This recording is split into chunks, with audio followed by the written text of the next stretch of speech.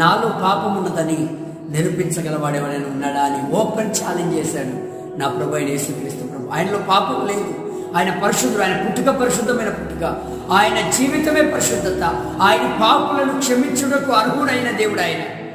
అందుకోసమే లేఖనం తెలియజేస్తూ ఉంది.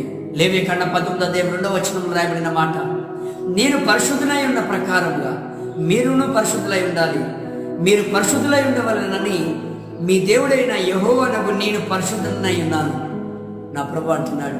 మన కంటిలో దూలం పెట్టుకొని ఇతరుల కంటిలో నడుస్తుందని మనం చెప్పలేము. కాబట్టి దేవుడి కంటిలోనే పరిశుద్ధత ఉంది. దేవుడే పరిశుద్ధుడు, పరిశుద్ధులైనటువంటి దేవుడే యేసుక్రీస్తు ప్రభు అని లేఖనం చెబుతుంది. ఆయనలో పాపం లేదు కాబట్టి ఆయన పాపులను క్షమించడానికి అర్హుడై ఉన్నాడు. కాబట్టి నీతిమంతులైన దేవుని నువ్వు నమ్ముకుని ఉన్నావు. ఇంకా ఎంతకాలం నువ్వు పాపపు స్థితిలోనే నిన్ను నువ్వు మోసం చేసుకుంటూ ఒక భ్రమలో బ్రతుకుతున్నావు నా ప్రేమ.